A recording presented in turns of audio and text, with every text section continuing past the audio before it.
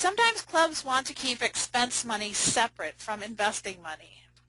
It's fine to keep some of your cash uninvested if you know you're going to have an expense coming up that you want to use it to pay. Any cash you have available can be used for investing or paying expenses.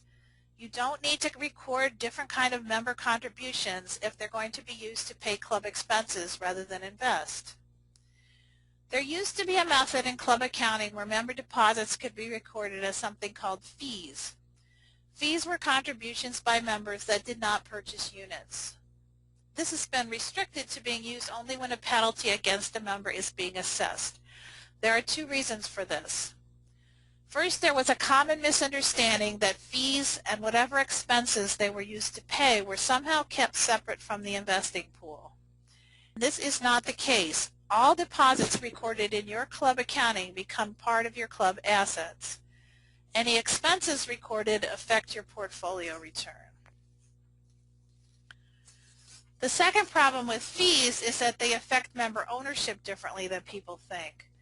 A member deposit recorded as a fee goes into the general club assets and increases the value of each member's share in the club based on their ownership percentage. So here's an example. Suppose you have 5 members in your club with these ownership percentages, and you have an upcoming expense for $200. You ask each person to contribute $40 toward that expense, and you record it as a fee. This is actually the way the money will be divided up between the members. While each person has contributed the same fee, they do not experience the same change in value of their share of the club. Nor are they allocated the same amount of the deduction for the expense. So in this case, Santa contributed $40, but he's going to actually be allocated a $50 expense deduction. And Queen over here contributed $40, but she's only going to be allocated a $20 expense deduction.